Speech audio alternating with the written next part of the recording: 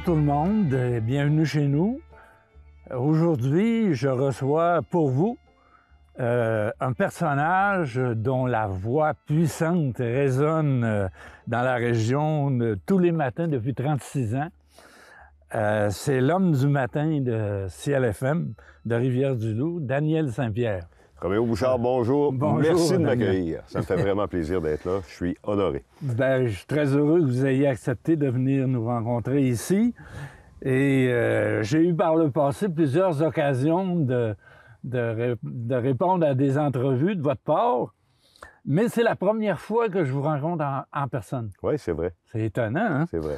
Et puis, à chaque fois que j'y allais, c'était toujours à mes propres risques parce que on savait jamais comment on allait en sortir d'une entrevue de Daniel. Mais bon, là, les rôles sont inversés, mais soyez rassurés, j'ai pas du tout l'intention de vous mettre en boîte. Oui. On ignorait que vous quittiez votre micro du matin quand on vous a invité. Et après l'hommage que vous a rendu Paul Arcand, le roi des hommes du matin dans la radio, je ne vais pas essayer de faire le bilan de votre carrière non plus, mais j'aimerais quand même que vous nous disiez, en 1986, quand vous avez commencé à Rivière-du-Loup, vous aviez quel âge et vous arriviez d'où? Vous sortiez d'où? Bon, premièrement, moi, j'ai commencé à faire de la radio en 1976. J'étais pas très intéressé par l'école, donc j'ai quitté les bancs d'école assez tôt. Je suis allé suivre un cours en radio à Québec. Puis, quand je suis revenu de Québec, curieusement, même si j'avais commencé à faire de la radio à temps partiel en août, au mois d'août de 1975, le premier travail que j'ai eu à temps complet, c'était à l'Apocatière. Et je suis demeuré à l'Apocatière une semaine seulement, parce qu'aussitôt parti de Rivière-du-Loup m'a rappelé pour me dire « On a du travail à temps plein pour toi ». Alors, comme j'avais à peu près rien qu'une valise, c'était facile de revenir à Rivière-du-Loup. J'ai été aux nouvelles du sport, de la radio puis de la télé pendant 10 ans, donc de 76 à 86. Et à un moment donné, bon, il y a eu une fusion entre c'est-à-dire pas une fusion, mais une séparation entre la radio et la télévision. À ce moment-là, on m'a donné le choix de demeurer à la télé ou demeurer à la radio. J'ai choisi la radio et à ce moment-là, moi, je faisais une ligne ouverte de sport le midi qui fonctionnait très bien. Puis on m'a dit, ben écoute, si tu veux continuer ta ligne ouverte, il n'y a pas de problème, mais si tu voulais nous lancer dans une émission d'affaires publiques, on apprécierait parce qu'à ce moment-là, il n'y en avait pas. Il y en avait déjà eu dans une formule qui datait peut-être du début des années 70, 71, mais durant au moins là 4-5 ans, 6 ans, il n'y avait pas d'émission d'affaires publiques comme telle à la radio le matin. C'était de la musique. Alors, c'est là que tout a commencé en me l'offrant. Et puis moi, ben, après avoir fait 10 ans au sport, je me suis dit, il y a une belle porte qui s'ouvre pour donner un nouvel élan à cette jeune carrière-là. Donc, j'avais 28 ans. 28 ans. 28 ans. Aujourd'hui, quelqu'un me dirait, je veux faire des affaires publiques, j'ai 28 ans et on te donne 3 heures d'antenne. Je dirais, je suis pas certain, mais à l'époque, probablement que j'avais fait mes preuves pendant les 10 années au sport avec des lignes ouvertes puis des commentaires. On voyait que j'avais ça. Mais le marché de la radio n'était pas le même non plus à l'époque. Le marché de la radio était pas le même, puis c'est bon que vous dites ça, que vous disiez ça, Roméo, parce que à l'époque, André Arthur, qui faisait la pluie puis le beau temps à Québec, c'était les ondes AM à ce moment-là. Puis André Arthur avait, si ma mémoire est bonne, 26 % de pénétration d'écoute à Rivière-du-Loup. Donc ça aussi, ça avait été une réaction de dire, ben si on avait notre propre émission d'affaires publiques, notre propre émission pour faire des entrevues chez nous, ça amènerait un contrepoids à cette pénétration-là. Puis effectivement, ça a pris peut-être 4 ou 5 ans, mais on est arrivé à recréer un équilibre en faveur de la radio de Rivière-du-Loup. Ouais, effectivement, depuis dans ces 36 ans-là, progressivement, vous avez joué un rôle majeur quand même dans la région, sur toutes les actualités. Puis pour les critiquer, pour les louanger, pour les questionner, de façon très décomplexée, assez agressive parfois. J'aimerais ça discuter un peu. Comment vous conceviez votre rôle? Ouais, À mesure que vous vous êtes implanté dans la ouais, région, là, ouais. votre rôle comme... on arrive difficilement d'ailleurs à le définir si vous êtes journaliste, animateur ou Ouais. autre chose. Ouais, ouais. Bien, heureusement que depuis plusieurs années maintenant, le CRTC permet aux radios régionales d'avoir cette espèce de double mandat-là. C'est-à-dire qu'un journaliste peut très bien, de manière objective, faire des nouvelles pour composer un bulletin qui va être livré à différents moments de la journée, mais permet à ce même journaliste-là de devenir un commentateur, un analyste, un éditorialiste. Moi, je me suis toujours consacré, j'ai jamais eu la prétention d'être un journaliste depuis 1986, même si à l'occasion, j'ai fait certaines couvertures là, en tant que journaliste. Mais moi, je me suis toujours vu comme un animateur d'affaires publiques. Et le rôle, je me suis pas vraiment donné un rôle, si ce n'est que d'être celui qui parle au nom du citoyen. Moi, le plus beau compliment qu'on m'a fait dans toutes ces années-là, c'est de me dire, quand on me rencontrait, ben toi, Daniel, t'es la voix de ceux qui n'ont pas de voix. Tu as les mots pour dire ce que nous, on voudrait dire, mais comme on n'a pas les mots, comme on est intimidé par la classe politique ou la classe religieuse ou la classe de l'establishment, ben toi, tu les as, les mots. Alors, c'est très rapidement que j'ai découvert que c'était sans prétention, puis avec le sentiment de faire quelque chose dans la société. Il y a des gens qui font du bénévolat pour aider la communauté. Il y a des gens qui accompagnent des malades. Il y a des gens qui... Bon, ben moi, mon rôle dans la société, ça a été celui-là. Puis, il s'est incarné finalement dans un talent naturel, pas parce que j'étais bardé de diplômes en sciences politiques, en histoire ou quoi que ce soit. Je me suis toujours considéré comme un autodidacte, puis un gars comme un col bleu qui se lève tous les matins puis qui va au travail. Bien, est-ce que vous aviez quand même un souci d'information, de documentation? Est-ce qu'il y avait des gens autour de vous Oui, les sujets que vous vouliez aborder le matin, oui. qui vous fournissaient un peu non seulement les personnes possibles à interviewer, mais Ouais. les principaux documents, etc., tu sais? Ben, il faut dire que, bon, moi, j'ai été, à travers ces 36 années-là, j'ai eu le privilège de bénéficier plus souvent qu'autrement de bonnes équipes pour travailler avec moi. Est-ce qu'on doit appeler ça des équipes de recherche? Oui, non. Moi, personnellement, j'ai toujours voulu garder une distance entre moi et l'invité. Donc, c'est jamais moi qui appelais quelqu'un pour réserver une entrevue. Pour une très bonne raison, c'est que je n'aime pas me faire raconter la même histoire deux fois. Alors, si on s'était parlé, exemple, avant une entrevue, et que vous m'aviez raconté déjà de quoi vous vouliez me parler en me donnant des détails, j'aurais eu l'impression au moment de l'entrevue d'entendre la même chose deux fois.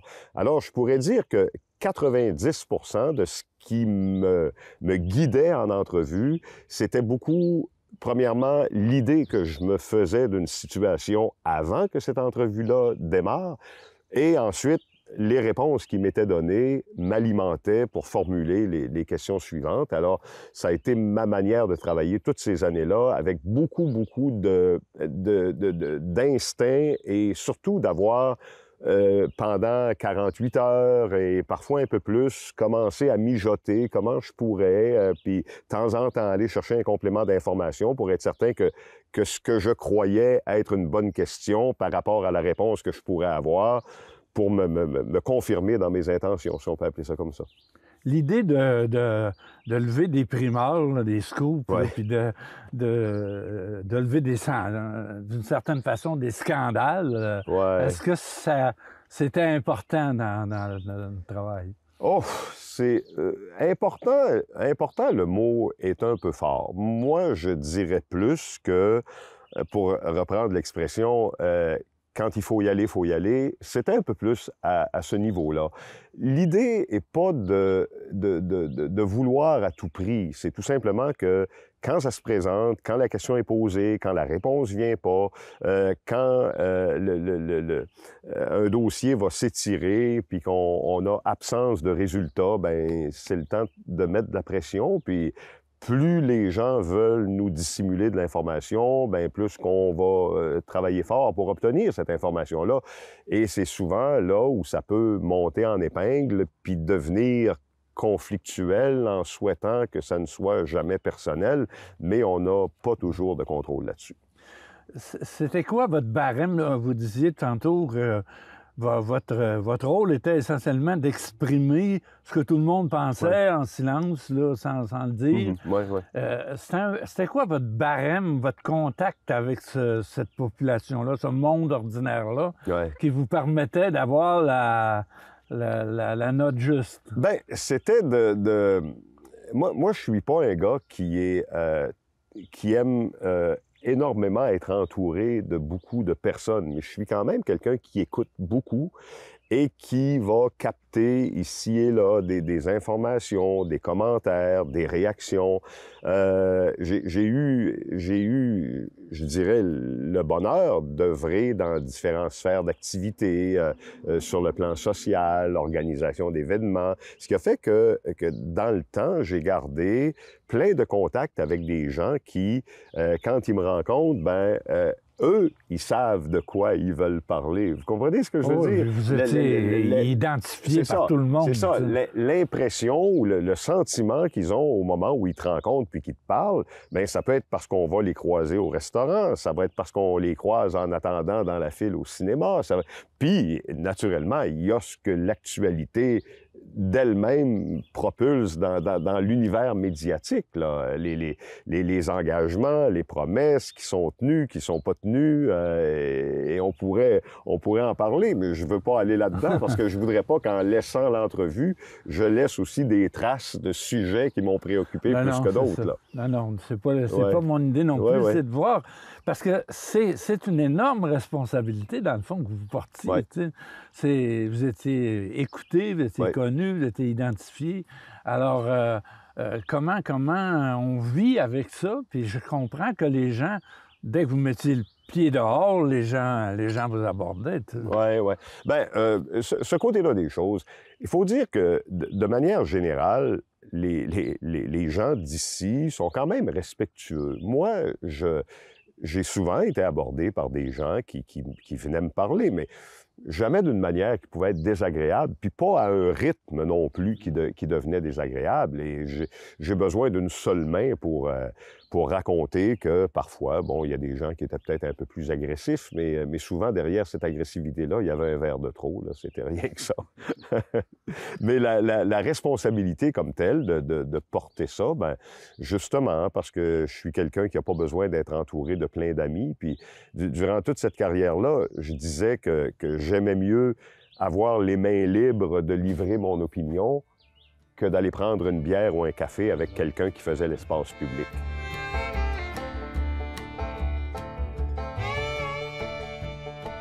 J'ai envie de vous demander un peu, comme vous avez fait un parcours fidèle là, de 35-36 ans, comment vous voyez l'évolution qu'a subi la région? Comment, à partir du moment où vous êtes arrivé, puis jusqu'à maintenant, comment vous voyez l'évolution de la région? Bien, vu de l'intérieur, on pourrait avoir l'impression que ça n'a pas évolué si rapidement que ça, mais je pense que pour avoir ce constat-là, il faut s'arrêter seulement à quelques dossiers. Mais si on regarde ça de façon générale, moi, je pense que la région, sur une trentaine d'années, premièrement, a pris beaucoup de maturité sur le plan économique.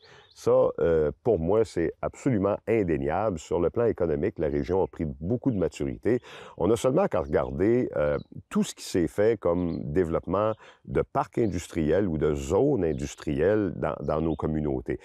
Parallèlement à ça, parce que ça prend de plus en plus d'espace et de bons droits, là, tout ce qui est environnemental, tout ce qui est récréo-touristique. Moi, je crois que la place qu'on donne maintenant au récréo-touristique est et particulièrement au récréo touristique qui nous permet de retourner en nature. Et si on fait seulement que regarder l'évolution du Kamouraska à ce niveau-là, c'est exceptionnel. Si on recule de 30 ans en arrière et même de 20 ans en arrière, on a un paysage qui est complètement différent.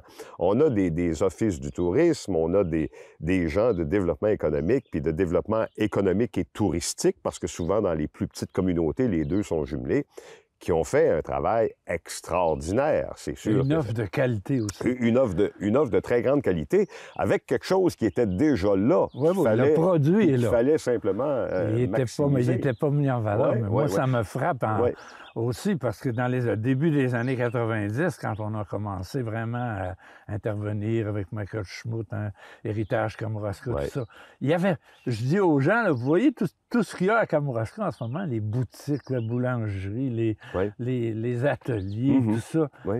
Il n'y avait rien de ça. Absolument pas. Il y a 25 ans, il n'y avait rien de ça. Et jumelé à ça, ben, on a eu l'offre en hébergement qui s'est grandement développée aussi. La capacité des gens aussi à comprendre que si on veut attirer, il faut aussi savoir recevoir. À une certaine époque, on l'avait de façon naturelle, avec des zones de villégiature comme Kakuna, Notre-Dame-du-Portage, ici, la région du Kamouraska, mais on s'est réapproprié de tout ça, puis je pense qu'on nous le rend bien maintenant. Oui, parce que quand on a commencé, cette tradition-là était en train de disparaître. Et il a fallu comme... aider beaucoup nos équipes à comprendre que si on voulait que le monde vienne et revienne, il fallait que ce qu'on offre soit de qualité. Vrai. Il ne fallait pas que ça ait l'air collant. Vrai, absolument. Puis, bon, évidemment, quand je disais, on a l'impression souvent que ça fait un peu de surplace ou que ça avance pas assez rapidement. Ben, c'est sûr que des grands dossiers qui sont allés de promesse en promesse, de campagne électorale en campagne électorale, ben, il y en a, puis il y en existe encore, puis probablement qu'il y en aura toujours. Ça prend je me console en me disant que ça prend des gens qui rêvent pour qu'on finisse par mener des projets à maturité. Parfois, il y a des rêves qui durent un peu trop longtemps, mais il faut rêver. Est-ce que vous ne trouvez pas que au niveau de la politique, disons, régionale et municipale, là, on a de la misère à sortir du régime de dépendance où on est installé? Oui. Bien, j'ai l'impression non seulement on a de la difficulté à s'en sortir, mais qu'on s'en sortira probablement jamais parce que si je comprends bien le sens de votre question, nos petites communautés rurales qui veulent garder leur entité propre ont de moins en moins de personnes pour se payer les services.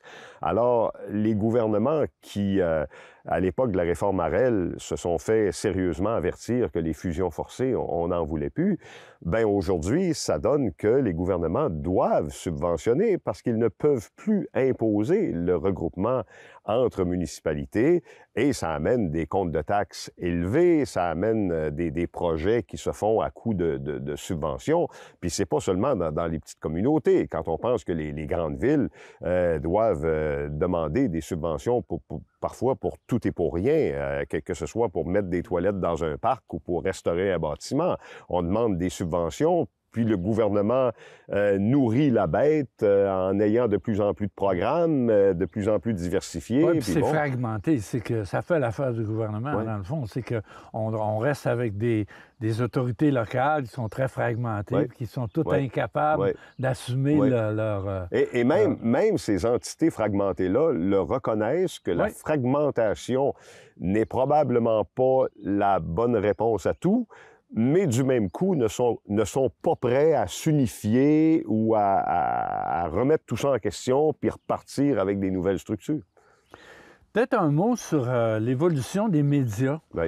Est-ce que la radio a de l'avenir? Est-ce que les jeunes l'écoutent? Est-ce qu'on est la radio, c'est un vieux médium qui disparaît dans la brume tranquillement? La radio qui... probablement, dans le futur, va devoir se trouver une nouvelle place, c'est la radio musicale. Et quand je dis se trouver une nouvelle place, c'est comment on va utiliser ces permis de radiodiffusion-là pour faire jouer autre chose que de la musique ou un peu moins de musique, étant donné que la musique, maintenant, elle est accessible partout, sur plein de plateformes. La radio musicale, en fait, si elle ne repose pas sur un contenu d'animation qui est très fort, intéressant, parce que c'est pas, maintenant, la radio musicale, c'est pas à cause de la musique que tu vas aller écouter cette radio-là, tu peux l'avoir n'importe où. C'est à cause des gens qui animent la période de temps où on va choisir d'écouter la radio. La radio parlée, par contre, elle trouvera son fondement tant et aussi longtemps qu'il y a des gens qui auront des préoccupations pour tout ce qu'on vient de discuter depuis qu'on a débuté l'entrevue. Tant et aussi longtemps que les gens vont avoir l'opinion d'un animateur, l'opinion d'un chroniqueur, de voir un décideur, un organisateur, un promoteur qui va venir expliquer de quoi il en retourne par rapport à sa décision, son projet. Moi, je pense qu'il y aura toujours de la place. Même si à l'heure actuelle, il y a beaucoup de ce qu'on appelle les podcasts, là, ou les balados-diffusions qui se font, puis qui permet d'aller sur certaines plateformes spécialisées pour entendre certaines personnes. Il en demeure pas moins que la radio est en mesure de jouer ce rôle-là. Ça reste toujours plus rassembleur aussi. Oui, oui, puis c'est quand même pas la première fois. C'est quand même pas la première fois qu'on prédit la fin de la radio, puis pourtant la radio est encore là. Ouais. Je voudrais pas vous laisser partir sans vous demander, de revenir peut-être sur un dossier qui nous a beaucoup concernés dans les entrevues qu'on a eues ensemble. C'est l'agriculture. Oui. Parce que ça a été un gros dossier dans les années 90, 2000. Il y a eu les porcheries, il y a eu l'environnement, il y a eu l'UPA, il y a eu l'Union paysanne, il y a eu la commission Pronovo. C'était un énorme dossier dans lequel vous vous êtes beaucoup impliqué, puis vous étiez très, très au fait là, des enjeux. Comment vous voyez ça là, après le recul? Parce que depuis une dizaine d'années, disons que ça fait du surplace pas mal. Là. Ben, moi, je pense qu'il y a eu dans le domaine de l'agriculture, il y a eu ce qu'on pourrait appeler un passage plutôt noir qui me donne l'impression d'être, à l'heure actuelle, soit résorbé ou sous contrôle, c'est l'avènement des porcheries. Moi, je dirais que dans tous les dossiers d'agriculture que j'ai eu à traiter, et particulièrement au tournant des années 90-2000, il y a eu des périodes qui étaient vraiment pas faciles, avec des gens qui étaient, et là je parle de gens qui habitaient la campagne, là, qui étaient désespérés de voir comment les intégrateurs porcins étaient en train d'envahir leur territoire. Ça modifiait le modèle agricole. Modifiait le modèle agricole et donnait aussi l'impression d'une espèce de perte de contrôle sur un modèle qu'on avait connu antérieurement, qui était la ferme, les vaches, un petit peu de porc, un petit peu de poule, un petit peu d'élevage, et puis bon. Et cette période-là, moi, je dirais que c'est celle où j'ai vu éclater des conflits, de voir des organisations se former à l'intérieur des municipalités, avoir véritablement là, des fossés qui se créaient entre l'administration municipale qui voyait la bonne affaire et les citoyens qui n'en voulaient pas de cette bonne affaire-là. J'ai aussi eu l'occasion, moi, dans ma vie, d'avoir des gens qui étaient des producteurs laitiers que je connaissais assez bien pour être capable de jaser avec ces gens-là, puis de voir vraiment sur le terrain, tu sais, c'était quoi? Pas de connaître le dossier là, de fond en comble, mais de voir les vraies problématiques de ces gens-là. Parce que les gens qui te parlent en entrevue, c'est une chose. Les gens qui te parlent comme on fait présentement, c'est-à-dire au hasard ou encore tu passes par chez eux puis t'arrêtes, tu jases un peu, bon, ils vont vraiment te donner le vrai pouls de la situation. Et présentement, je pense aussi que les producteurs laitiers sont des gens qui sont probablement plus dans les belles années. Ouais, c'est eux qui vont être au bat là, dans les prochaines années. C'est eux autres qui vont être au bat. Ils sont coincés entre la gestion de l'offre, le libre-échange, l'endettement énorme. Puis, heureusement, parce que Roméo, vous le savez, quand l'Union paysanne a été plus populaire peut-être qu'elle l'est maintenant, j'ai donné beaucoup de temps j'ai donné beaucoup de temps aux gens qui étaient devant.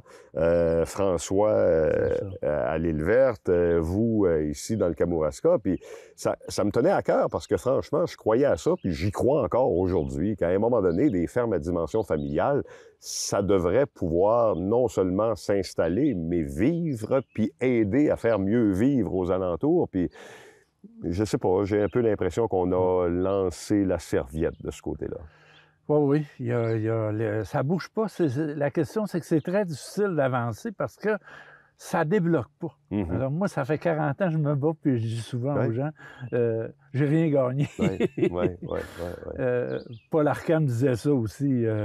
Là, ça a été la dernière fois, vous allez-tu vous essayer encore? Ça marche jamais. Bon, on va devoir arrêter sur ces questions-là. Il y aurait eu encore beaucoup de choses à discuter. Je pense qu'on va avoir l'occasion, même si on ne vous entend plus le matin, dans un autre créneau, de vous entendre autrement et peut-être retrouver une fonction de journaliste, même à l'occasion. Alors, on vous souhaite vraiment des belles années parce que vous allez être encore plus libre de fonctionner. Roméo Bouchard, merci, ça a été un plaisir. Beaucoup. Un plaisir. Revenez-nous la semaine prochaine, on aura de nouveau un invité incroyable.